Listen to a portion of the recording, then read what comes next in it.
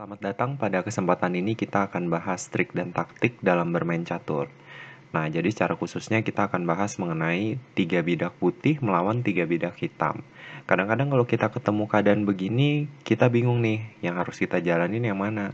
Pion yang mana yang duluan? Kalau kita bertahan, kita jalankan yang mana? Kalau kita menyerang, kita jalanin yang mana? Nah, untuk mempersingkat waktu, kita akan langsung masuk ke bagian pembahasan. Prinsip kita dalam menghadapi keadaan yang demikian ini sebenarnya mudah, cuma ada dua prinsip.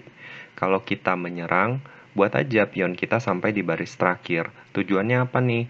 Tujuannya supaya pion kita boleh sekolah, jadi boleh promosi, akhirnya bisa jadi menteri, kan gitu. Nah, kalau kita bertahan, kebalikannya. Kita tahan aja supaya pion musuh yang menyerang ke tempat kita itu nggak bisa jadi promosi. Itu aja sih sebenarnya. Nah, kita akan bahas dulu seandainya kalau giliran putih nih sebagai penyerang maju. Pada diagram ini, seandainya putih diberi kesempatan untuk melangkah. Nah, langkah mana yang harus kita ambil? Langkah pion F5, G5, atau H5? Sebenarnya langkah yang benar adalah langkah pion G5 ke G6. Tapi kenapa? Kok bisa seperti itu? Kita bahas nih, seandainya kalau misalnya pion putih itu memilih langkah F5 ke F6. Pada keadaan ini hitam punya dua pilihan, tapi yang pasti adalah pion hitam di G7 harus melangkah. Entah dia harus makan pion putih di F6 atau dia bisa maju satu kotak ke G6. Nah, kita bahas dulu untuk kemungkinan yang pertama. Seandainya hitam makan pion putih di F6. Menghadapi langkah hitam, maka putih sebenarnya punya dua kemungkinan. Jadi kemungkinan pertama adalah pion putih di G5 kali pion hitam di F6, atau pilihan keduanya pion putih di G5 langsung maju ke petak G6. Untuk kemungkinan yang pertama, pada kemungkinan pertama ini putih gagal promosi ya. Teman-teman bisa lihat bahwa pionnya ini keblok langkahnya oleh pion-pion hitam. Pada kemungkinan yang kedua, pion putih di petak G5 langsung maju ke G6. Teman-teman harus ingat dalam keadaan seperti ini, tidaklah boleh untuk pion hitam di H7 memukul pion putih di petak G6. Karena kenapa kalau itu dilakukan? Maka pion putih di H5 sudah tidak ada lagi yang membendung jalannya untuk promosi di petak H8. Jadi langkah yang benar bagi hitam dalam keadaan ini adalah pion di F7 kali pion putih di G6. Kita kembali ke diagram awal. Seandainya hitam tidak memutuskan untuk memakan pion putih di petak F6, namun hitam lebih memilih untuk memajukan saja pion di G7 untuk ke G6, maka akan terjadi pada kemungkinan ini juga putih gagal untuk melakukan promosi di baris terakhir. Jika kita kembali ke awal, seandainya putih diberi lagi kesempatan untuk melangkah. Langkah mana yang seharusnya putih lakukan? Sudah pasti bukan pion F5 maju ke F6 kan? Pasti pion G5 atau pion H5. Nah, sebenarnya pion di H5 itu kalau misalnya kita majukan satu kotak ke H6, sama saja hasilnya dengan pion di F5. Jadi kali ini kita akan bahas kemungkinan pion putih maju dari petak G5 ke G6. Pada keadaan ini, hitam mau tidak mau harus makan pion putih di G6. Kenapa? Kalau misalnya tidak dimakan, ya pion ini akan lebih mudah untuk promosi sampai di baris terakhir.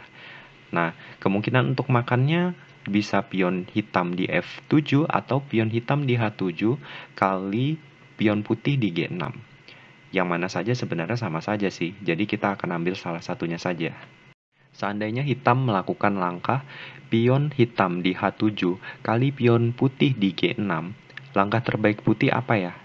Jadi teman-teman jangan buru-buru nih untuk memakan pion hitam di G6. Karena kalau teman-teman makan, itu akan sia-sia. Jadi langkah yang paling benar adalah memajukan pion putih di F5, maju ke petak F6.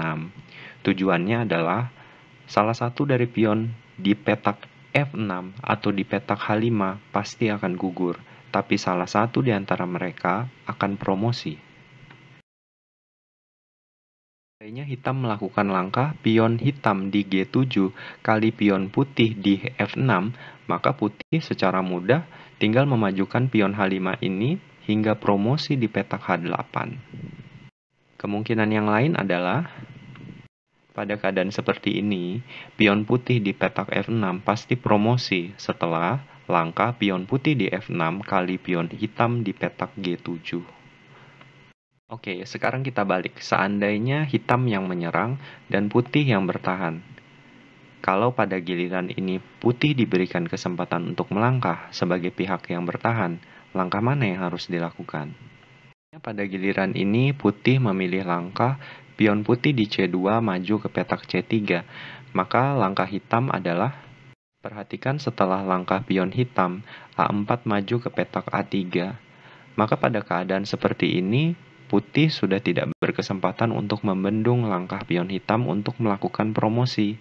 Jika dilanjutkan, maka kemungkinan yang akan terjadi adalah,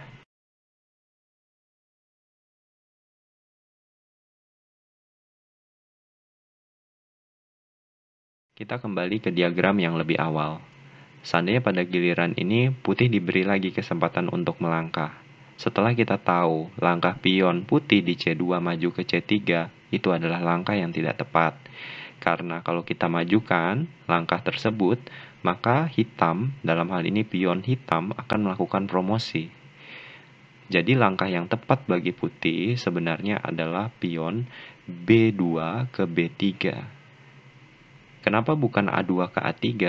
Kalau A2, A3 sama saja itu, cuma beda posisi letaknya saja, yang satu di kanan, yang satu di kiri. Kita coba bahas kemungkinan yang kedua ya, jadi pion putih di B2 maju ke B3. Pada keadaan seperti ini, mau tidak mau hitam harus makan dong pion putih di B3. Entah dia makan dengan pion yang di A4 atau yang di C4, sama saja sih hasil akhirnya.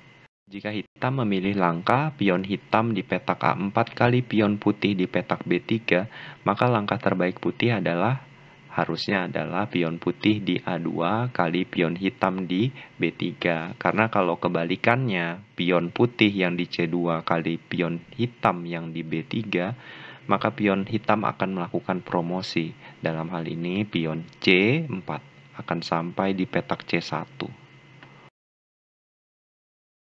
Demikianlah tutorial kita pada kesempatan kali ini, semoga bermanfaat.